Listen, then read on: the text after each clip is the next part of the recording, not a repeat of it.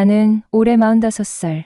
아직 장가를 한 번도 못 가본 노총각이다. 설상가상으로 전세 사기를 당해 전 재산을 날려버렸고 지금은 작은 원룸에 의지해 살아가고 있다. 모든 게 무너진 것 같은 상황에서 그나마 위안이 되어준 건 바로 주인 여자였다. 62살의 그녀는 10년 전 교통사고로 남편을 잃었고 3년 전 하나뿐인 아들이 결혼의 집을 떠난 뒤로 줄곧 혼자 지내고 있었다. 아마 그런 이유에서였을까. 그녀는 나를 마치 아들처럼 따뜻하게 대해주었다. 총각, 오늘 뭐 먹었어?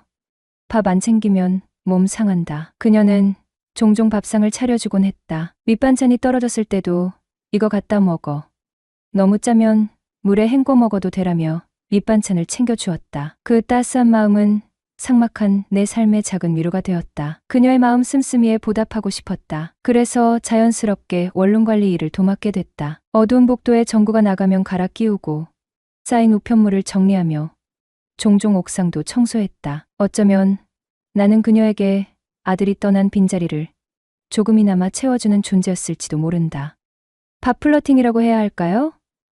처음엔 그저 소박한 식사였어요. 그녀가 정성껏 차려준 된장찌개와 달걀 후라이 한 접시. 먹어봐요. 간 맞는지 좀 봐줘. 하며 내밀던 그녀의 얼굴은 조금은 어색하고 쑥스러워 보였죠. 하지만 이상하게도 그 밥상이 점점 다르게 보이기 시작했습니다. 다음엔 고사리 나물과 멸치볶음이 추가되더니 그 다음엔 제 최애인 장조림까지 올라왔습니다. 반찬 가지수가 늘어날수록 그녀가 나를 얼마나 신경 쓰고 있는지가 느껴졌죠. 20년이 넘도록 엄마가 차려준 밥상을 그리워했던 제게 그녀의 집밥은 단순한 식사가 아니었어요. 따뜻한 위로였고 가족 같았죠. 밥상 앞에 앉아 국물 한 숟갈을 뜨며 이런 생각이 들었어요. 어느 날 저녁 그녀는 고기 굽는 냄새가 진동하는 식탁 앞에서 말했습니다. 혼자 사는 건 참 쓸쓸해. 가끔은 누가 옆에 있었으면 좋겠다 싶어. 나 남자라도 하나 소개받아야겠어. 이 여자를 외롭게 두면 안 되겠다. 그 말에 마음이 울컥했어요. 그녀의 외로움이 고스란히 전해졌죠. 제가 있잖아요. 아줌마 옆에. 그녀는 웃으며 소주잔을 들어 올렸지만 그 미소 뒤엔 살짝 떨리는 눈빛이 보였습니다. 그리고 그런 그녀를 누군가에게 빼앗길지도 모른다는 생각이 들 때마다 이상한 질투와 애틋함이 밀려왔어요. 그렇게 우리는 점점 가까워졌습니다. 그녀의 밥상은 우리의 이야기가 시작된 자리였고 그 위에서 우리는 남녀의 정을 나누게 되었죠.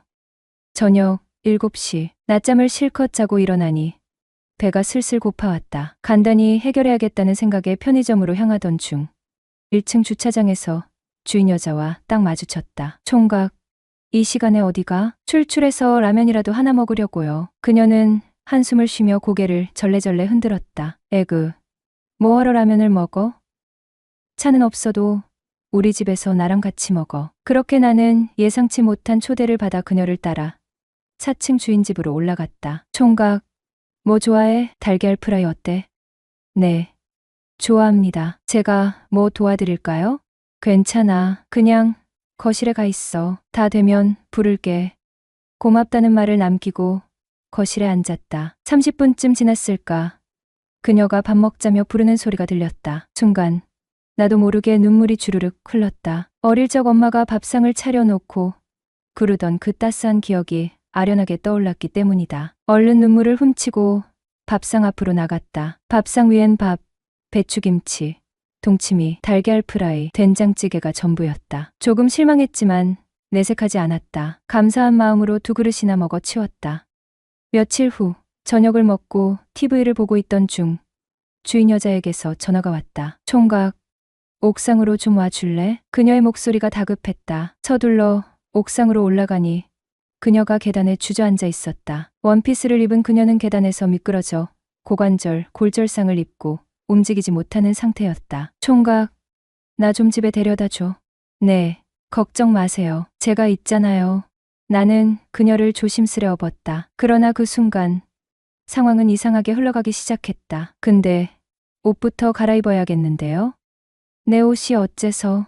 그제야 자신의 민망한 차림을 깨달은 그녀는 얼굴을 붉히며 작은 목소리로 말했다. 총각 앞에서 내가 주책이지. 괜찮습니다. 신경 쓰지 마세요.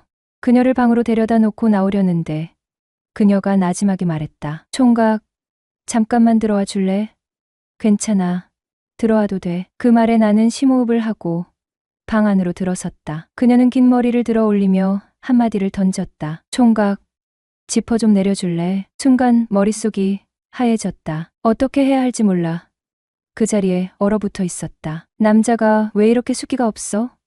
이러다 감기 걸리겠네. 빨리 좀 내려줘.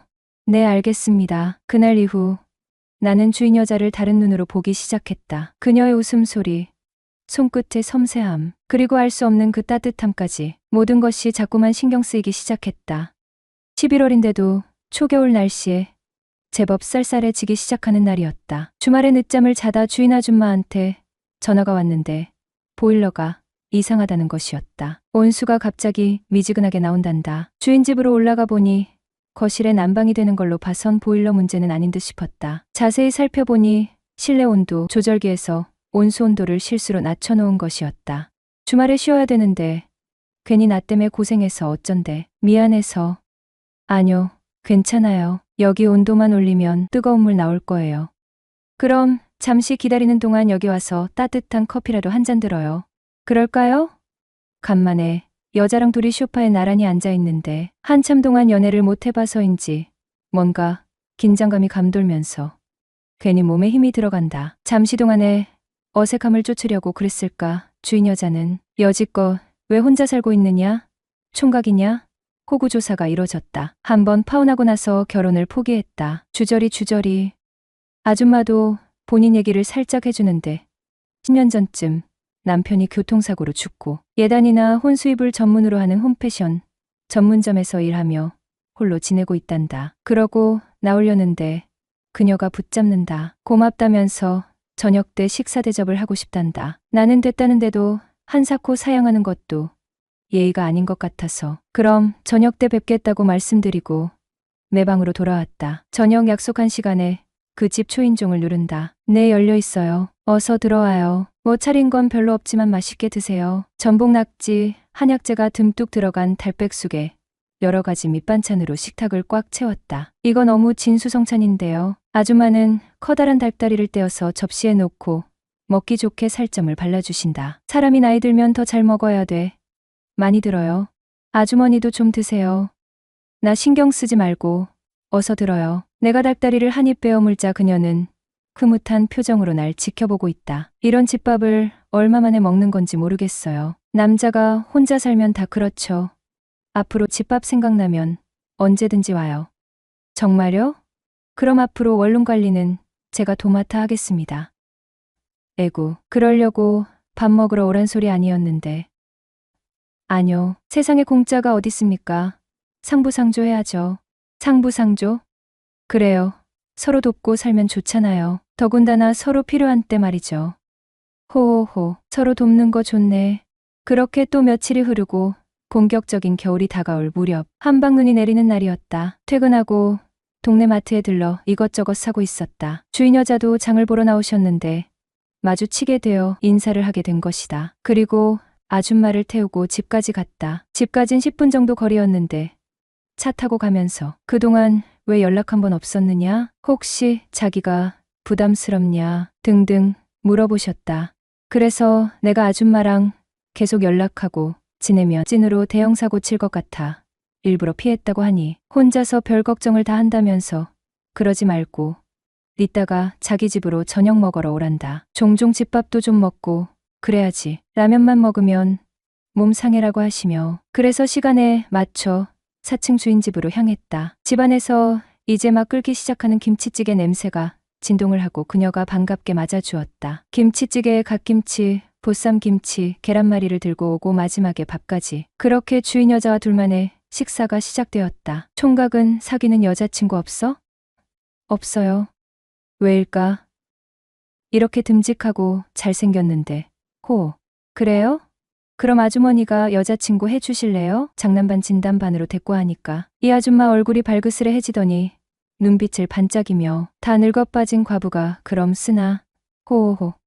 서로 통하면 그만이지 나이 따위가 뭔 상관이에요. 요즘 연상연하 무지 많아요. 나한테야 총각이면 감지덕지지. 근데 총각한테 나는 좀 아니지 않아?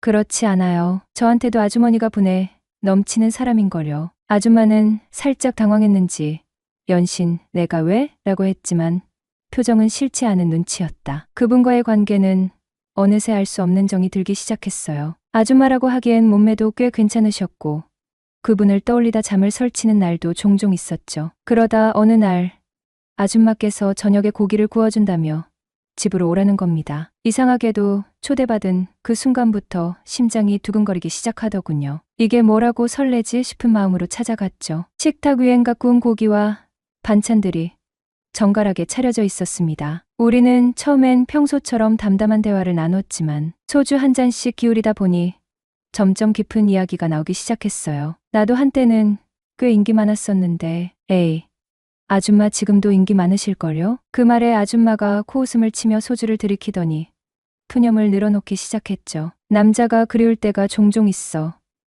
요즘엔 평생 이렇게 혼자 살아야 하는 건가 싶어. 요즘 따라 새삼 쓸쓸하네. 그 순간 이상하게 제 마음속에서 무언가 꿈틀댔습니다. 내가 이분의 외로움을 채워줄 순 없을까? 라는 생각이 들었죠. 아줌마, 아직도 충분히 예쁘고 매력적이세요. 좋은 사람 만날 수 있을 거예요. 하지만 그녀는 쓴웃음을 지으시며 고개를 저으셨죠. 이 나이에 무슨 연애야? 그냥 이렇게 사는 게 맞나 보다 싶어. 그 대답이 왠지 모르게 아쉬웠습니다. 그래서 저도 모르게 입 밖으로 튀어나온 말이 있었죠. 그럼 제가 아줌마 애인할까요? 순간 고요했던 분위기가 흔들렸습니다. 그분은 소주잔을 내려놓으며 웃으셨죠. 정태 씨는 내 아들뻘이잖아. 무슨 애인이야? 그런데 저는 물러설 수 없었어요. 심장이 두근거리며 말했습니다. 저는 진심이에요. 아줌마만 괜찮다면 외로울 때 기댈 수 있는 친구가 되어 드릴 수 있어요. 그분의 눈이 커졌습니다. 놀란 듯한 표정으로 저를 바라보시더니 한참을 침묵하셨어요. 그 순간의 긴장감이란 저는 어쩌면 잘못된 말을 한 게 아닐까 후회하기 시작했죠. 그런데 그분이 조용히 입을 여셨습니다. 진짜 지금 진심으로 말하는 거야? 저는 더 단호하게 대답했어요. 우리 서로 돕고 기대면서 살아가면 좋지 않을까요? 아줌마는 잠시 고개를 숙이더니 말을 이어갔습니다. 너처럼 젊고 좋은 사람이 왜 나 같은 사람 옆에 있으려는지 이해가 안 가? 왜요? 아줌마는 충분히 매력적이세요. 그리고 전 아줌마가 좋거든요. 그 순간 아줌마는 갑자기 크게 웃더니 말했어요. 그럼 진짜 내가 너 애인처럼 굴어도 되는 거야? 당연하죠. 오늘부터 우리 사귀는 겁니다. 그날 이후 아줌마와 저는 조금씩 서로에게 마음을 열기 시작했어요. 연애라는 게 이렇게 웃음과 설렘, 그리고 약간의 어색함으로 시작될 수 있다는 걸 그때 처음 알았죠. 나는 인생에 여러 굴곡을 겪어왔어요. 특히 최근에 있었던 빌라 전세 사기는 내게 큰 상처를 남겼죠. 그 사건으로 인해 재정적으로나 정신적으로 큰 충격을 받았고 결국 원룸으로 이사하게 되었거든요. 그렇게 새로운 환경에서 다시 시작하려던 내 삶에 예기치 못한 인연이 찾아왔다. 그녀는 바로 내가 이사한 건물의 주인이었다. 4층에 살고 있는 그녀는 나보다 17살 연상이라는 점에서 처음에는 크게 신경 쓰지 않았다. 첫인상도 특별히 끌리지는 않았다. 나이 차이도 그렇고 외모도 솔직히 내 스타일은 아니었으니까. 하지만 그녀의 성격만큼은 처음부터 인상 깊었다. 쿨하고 유쾌한 그녀의 태도는 묘하게 사람을 편안하게 만들어주는 매력이 있었다. 더군다나 그녀가 끌렸던 이유 중 하나는 엄마 같았기 때문이다. 그녀가 해주는 집밥이야말로 내가 그녀를 찾는 가장 큰 이유가 되었던 것이다. 처음에는 단순히 새로 이사 온 세입자라 잘 챙겨주는구나 라고 생각했다. 그녀는 자주 나를 찾아와 밥을 챙겨주고 힘들어 보이면 이야기를 들어주며 내 기분을 맞추려 노력했다. 그러한 모습에 점점 마음이 열렸고 나도 모르게 그녀를 사랑스럽게 바라보기 시작했다. 어느 날 우리는 장난스러운 대화를 나누게 되었다. 나는 장난 반 진담 반으로 물었다. 그럼 나 같은 연하남이랑 가볍게 만나는 건 어때요? 그녀는 묘한 미소를 지으며 대답을 피했지만 그날 이후 그녀의 태도는 조금 달라졌다. 저녁마다 그녀는 내게 밥을 가져다 주었고 심지어 우리 집 화장실 청소까지 도와줄 정도로 유달리 나를 챙겼다. 나는 그녀의 관심과 배려를 거부할 수 없었다. 사실 전세 사기를 당하고 홀로 지내면서 정신적으로 너무 힘들었던 시기에 그녀의 존재는 큰 위로가 되었다. 결국 우리는 서로의 외로움을 달래며 상부상조라는 명목하에 만나기 시작했다. 그렇게 본격적인 관계로 발전했지만 처음부터 우리는 서로에게 큰 기대를 걸지 않기로 합의했다. 그런데 문제는 우리의 관계가 시간이 지나면서 조금씩 변화하기 시작했다는 점이다. 만난 지 6개월쯤 되었을 때 그녀는 갑자기 내게 4층으로 들어와서 살자는 말을 꺼냈다. 한마디로 동거를 제안한 것이다. 처음에는 당황스러웠다. 물론 우리는 이미 한 건물에 살고 있어서 거의 동거하다시피 만나고 있긴 했지만 정식으로 한 집에서 산다는 건 또 다른 차원의 문제였다.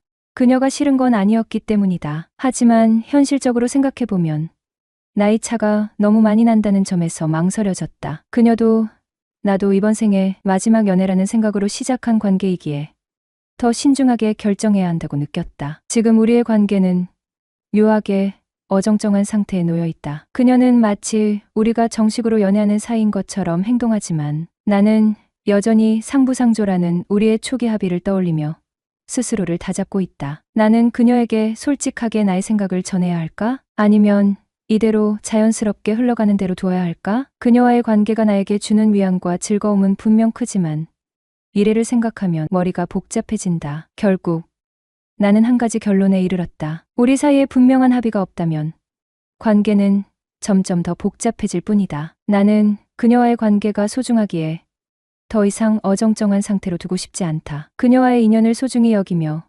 현실적이고 합리적인 방향으로 우리의 관계를 발전시켜 나가고 싶다. 용기는 모든 것을 시작하게 하고 신뢰는 모든 것을 지속하게 한다.